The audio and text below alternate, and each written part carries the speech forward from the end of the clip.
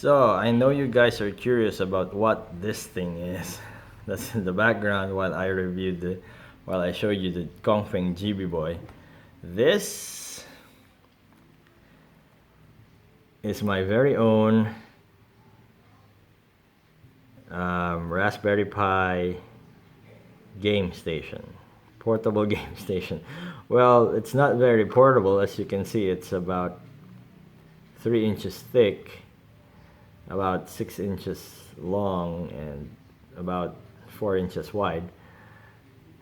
But it works, although of course, I had to MacGyver a gamepad for this thing, but it works fairly well.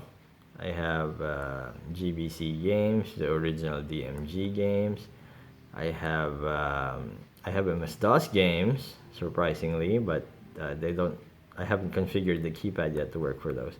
Of course, the NES, the Sega Genesis drive. So I don't have SNES games here or the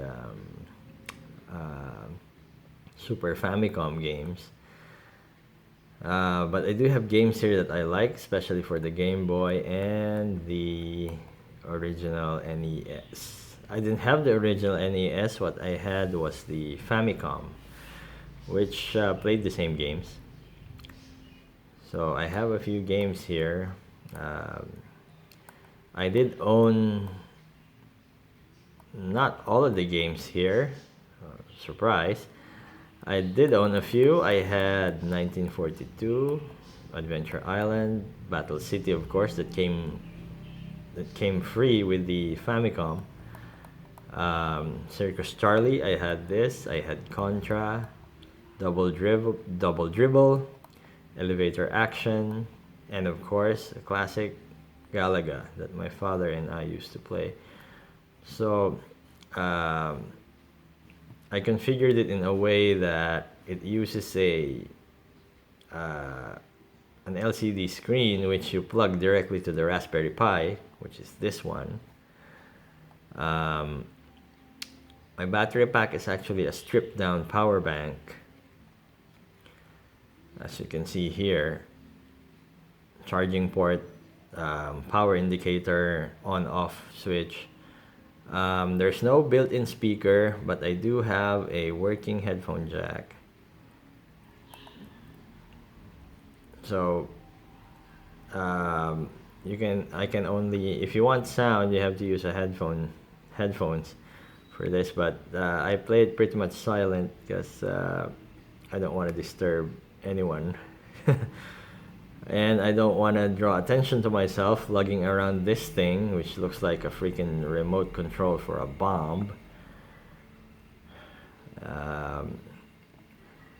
Yeah, this has had a lot of revisions. I used to have an on-off switch here at the top, and this is where the charging port went through, but I have changed that because my original setup was extremely underpowered.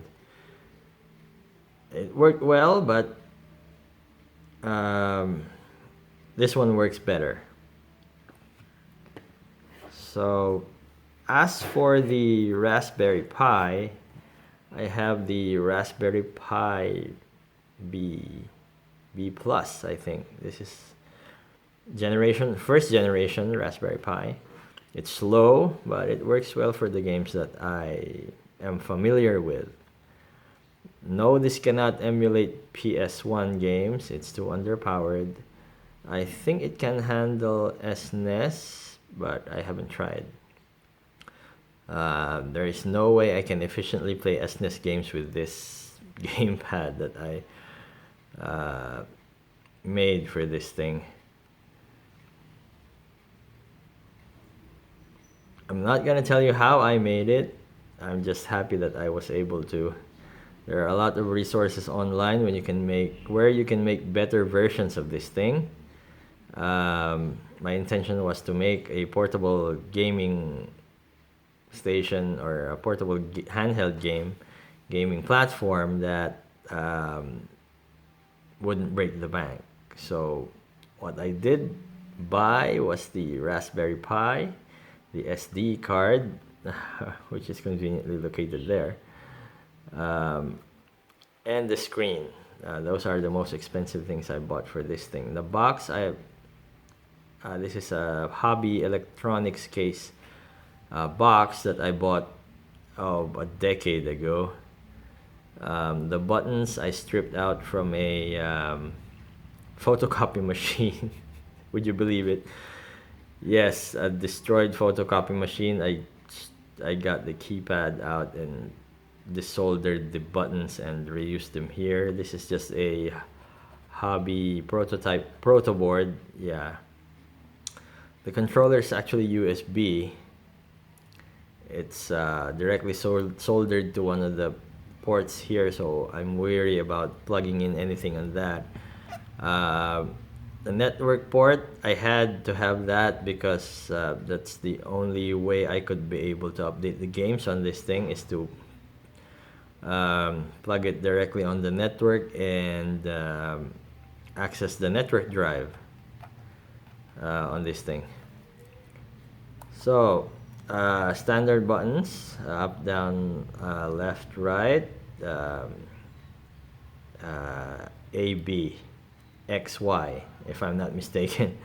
This is select, start, and of course your L and R buttons, which I rarely use. So let's try if I'm still able to play Galaga. You can see my reflection there, so I apologize for that. So here we go. Yeah, it's a bit clicky, it's noisy, but it's fine, it's usable.